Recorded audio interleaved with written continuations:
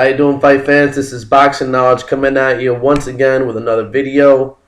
Uh, Really excited about this video, guys. This is the video that has to do with the weigh-in that just happened. Look at when I'm posting this video.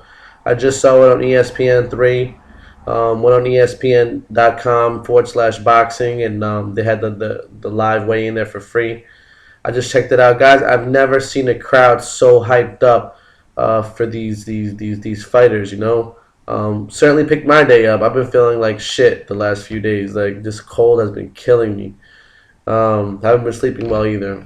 Hopefully I'll take a nap right after this video. Anyway, so the weigh-in, oh my goodness, guys. People were going crazy. You could barely hear anything. People were screaming. People were animated. They were excited. They were emotional. It's like this is a huge pay-per-view event, guys. Like, I didn't really understand. Like, it's like a lot of the people that I've met, especially Mexican Americans, don't really like Chavez Jr. At least here on the East Coast. As you guys probably already know, I'm from Atlantic City, so you know the Mexicans out here, and there are a lot of Mexicans out here. They just really don't like Chavez Jr. for whatever reason. But out there in the West Coast, the guy was rolling deep. Guy had a huge fan base. I mean, Martinez's fan base was smaller, but they were louder. But the Mexican fan base, like, probably outnumbered them. I don't know, 4-1. So like 4 to 5-fold. Like, it was crazy. But you know, over 19,000 tickets. They're all sold out. I was actually thinking about doing a last-minute trip out there. I wasn't really trying to go out to Vegas, you know, because it's like a 5-hour flight from AC to Vegas. You know, one casino town to the other. It's just, I don't know. It sucks because I'm from Atlantic City, so we get good fights, but never like the major pay-per-view events. They all go to Vegas. Like, you know, we had, you know, Bernard Hopkins and Chad Dawson fight over here. We had the two Paul Williams fights, and the Kelly Pally fight was in AC, but we didn't know they were going to be epic classics. You know what I mean? They were good fights, but not like this. This is like, you'll never get Pacquiao fighting out here. You'll never get Mayweather fighting out here. This is like a stepping stone to the bigger stage, which is Las Vegas. But anyway, back to the weigh-in, guys. Oh my goodness.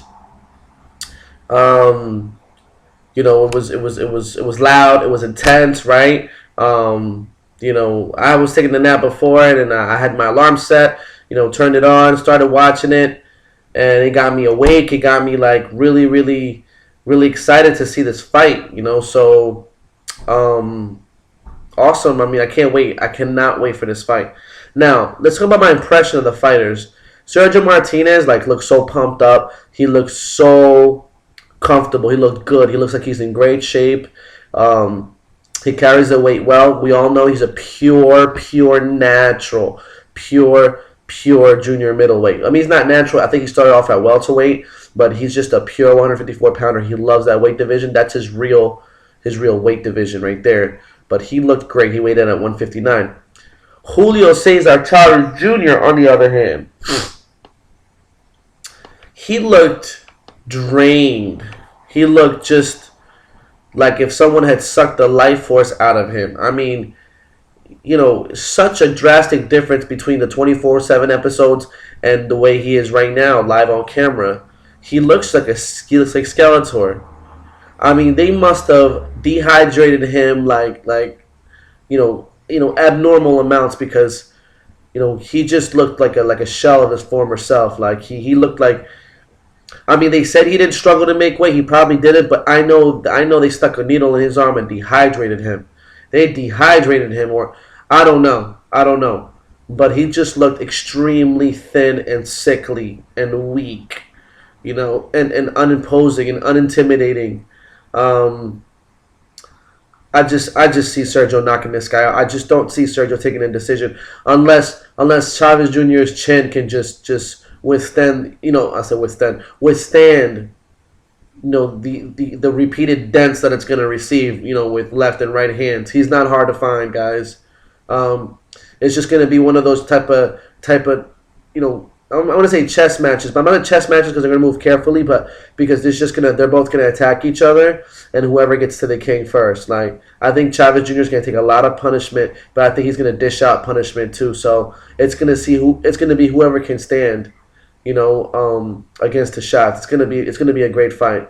Martinez should be able to weave in and out as he pleases. He runs the risk of getting caught, of Julio Cesar Chavez Jr. timing him. But I mean, he's been in there with more devastating punchers than Junior. So he's gonna be fine. He's psychologically ready. He knows what it's like to be on the canvas. He knows what it's like to battle back. He never gets discouraged. When he's in adversity, he rises to the occasion every single time. He doesn't give up. I mean, even when he lost against Antonio Margarito, like I would see like Margarito land these bombs on Martinez, just like left, right hooks, uppercuts landing at will. Martinez's legs were like spaghetti. Okay, his legs were like spaghetti, and he was just weak and hurt and disoriented, but he held on. He did not finish the fight on his back. Like he said something at the weigh-in in Spanish. He says, "Daré mi vida para ganar." He said he's willing to lay down his life just to win this fight and for his people. Like this is like some deep shit right here, man. Like these guys are ready for war, especially Martinez. I just don't see Chavez Jr. going the distance. He's so cocky with it. He believes in his chin. I get it. I saw the face off with Max Kellerman. Pointing to his chin. Boxing is 90% psychological, guys. Like, it's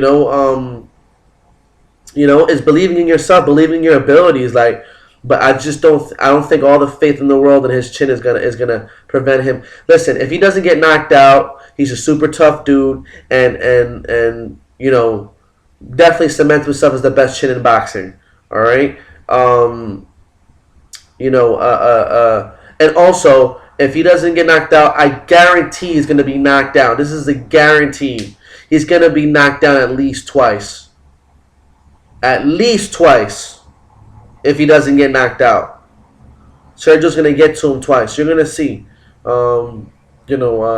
He's just too open. Sergio's going to make him. Sergio is so pumped up for this fight like I've never seen him before. So I have to give the psychological edge to Sergio Martinez. I think he's very sure of himself. He's just waiting. He's just putting his time in and waiting for the moment to come so he could just show the world, and just devastate this 26-year-old, paper champion. Because Chavez Jr. He's good. I don't take anything away from him. He beat quality opponents like Ricky Rubio. He beat quality opponents like Andy Lee, former Olympic amateur star. So, he's beating good guys. Peter Manfredo Jr. is no slouch. He's no super walkover. He's been in the ring with a lot of good boxers. So, I mean, he's world class. He lost against Sebastian Spink. Spink killed him. I mean, come on. I mean, he beat him at least 7 rounds, 7-5. That's how I scored the fight. But still, they gave Chavez Jr. the fight anyway because of his fan base, because of freaking Jose Suleiman, who's the chairman or president of the WBC, who favors Mexican fighters. But anyway, I don't want to talk about the politics involved in boxing.